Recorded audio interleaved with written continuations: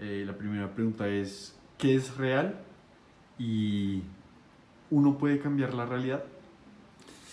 Bueno, lo real es lo que se puede percibir por los sentidos, lo que realmente existe en general. Y que si podemos cambiar la realidad, claro que sí. Tenemos no solamente la capacidad y el poder, sino que también debemos cambiar nuestras realidades para lograr lo que buscamos o lo que sirve realmente en un momento determinado, ejemplo, a la comunidad o a una persona determinada. La siguiente es, ¿qué es verdad? Y cómo puedes estar seguro de que algo es verdad. Bueno, la verdad, podemos decir rápidamente que podría existir varias verdades, incluso la verdad formal, la verdad real y la verdad material. Entonces, digamos, hablemos de la verdad real, que es de pronto el enfoque de la pregunta. La verdad real es lo que efectivamente sucedió, lo que está sucediendo. Esa es la verdad. La siguiente es, Ah, pero ahí hay... ¿puedes estar seguro cómo puedes estar seguro de que algo es verdad? La verdad, para estar seguro realmente, tuvimos que haber estado en el sitio y haber podido hacer un análisis del contexto para determinar lo que efectivamente entendemos como verdad. Si es algo que está probablemente escrito, entonces para poder encontrar la verdad tendríamos que estudiarla en profundidad y conocer la raíz del escrito, la raíz de la información y cómo se desarrolla para determinar que eso es la verdad. Así que difícilmente vamos a tener el contexto total y la comprensión total de la verdad. Es la verdad, entonces va a depender de mucho análisis, de mucho estudio y del contexto. La siguiente pregunta es, ¿qué es libertad? ¿Alguna vez alguien es realmente libre? ¿Y qué tan libre es lo suficientemente libre? Ok, la libertad en general es la posibilidad de hacer en general lo que uno quisiera hacer en términos generales. Esa libertad no es absoluta. La libertad, pues obviamente, tiene que entenderse también con unas limitantes, porque pues obviamente la sociedad, los principios, la familia, nos van a generar algunos límites a esa libertad. Entonces quien realmente se siente libre no lo es totalmente, porque por más que intente, en su mente hay unos genes eh, humanos, por supuesto, pero que han venido de alguna vez, de alguna manera, cambiando en su razón de la libertad, en razón de los principios de la familia, los principios de la sociedad y los principios, por ejemplo, de un Estado o de la cultura de la nación. Y el que realmente es libre no lo es del todo porque tiene los límites de su propia mente y la mente del hombre definitivamente es finita, es decir, no es totalmente libre. When we analyze every question that my father answered, we see that more than the breach of the age difference, we can see a different focus in terms of what tech has made to our community in the last 10, 15 years. And I feel that we as young people, we've been more determined by technology that our fathers ever did. So they have a totally different perspective about what freedom is. And sometimes I think technology in these last few years have made that we these later generations have seen or never have been free really. So also the people the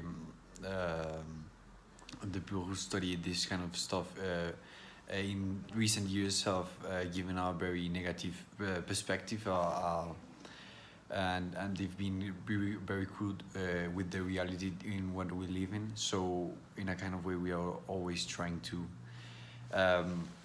They are always trying to show us that the social networking have affected us in a really big way. So I think the biggest difference in all of these answers are in the terms of the focus or in the perspective they have on technology.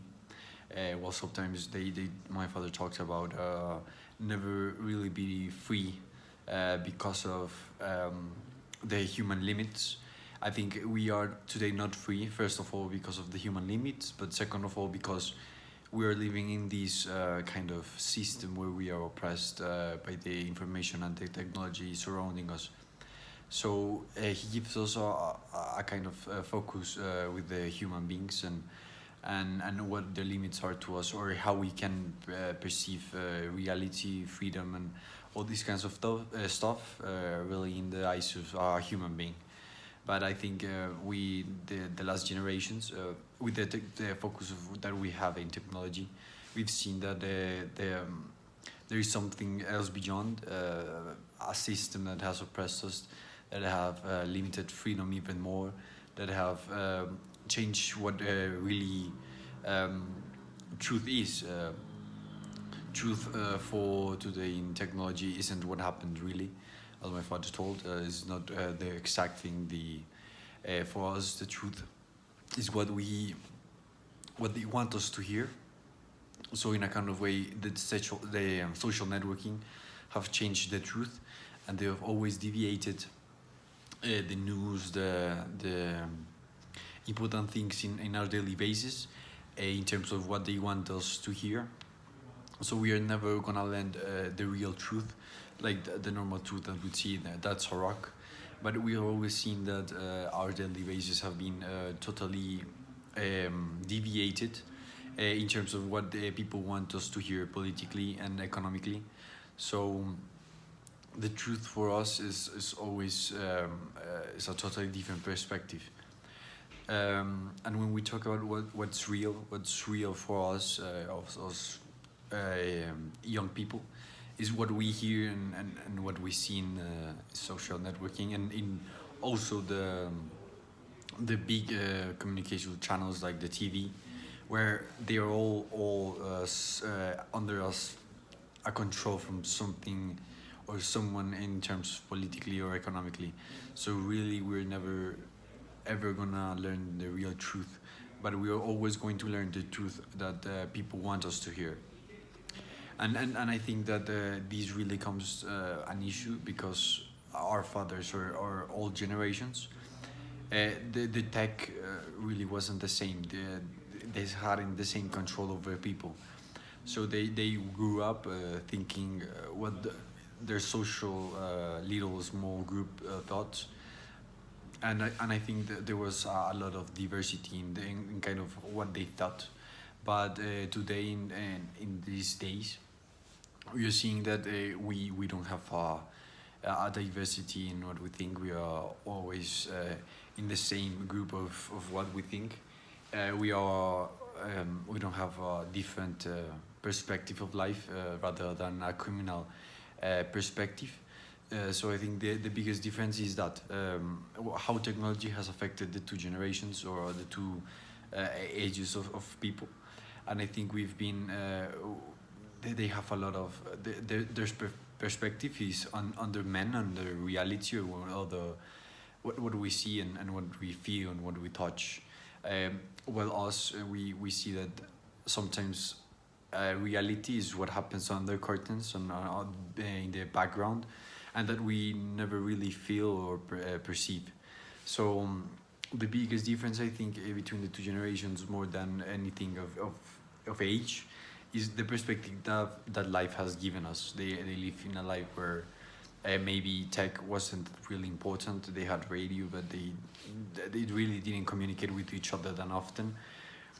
And and in that age in Colombia, it was impossible to have a communal idea because of the different the communications between people here in Colombia wasn't the same as in other countries and in other times like today.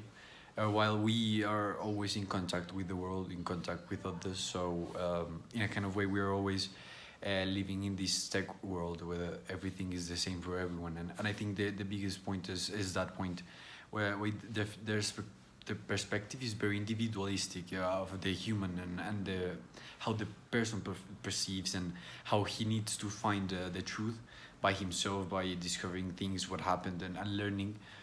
And everything related to the knowledge that these person have. Well, we have I think our generation and our days are totally different than theirs, and I think that the real big problem is that we are always in constant vigilance, and they are always watching us over us, and they're telling us what to think, and sometimes we think that we are never gonna be affected by what the social networking have to say.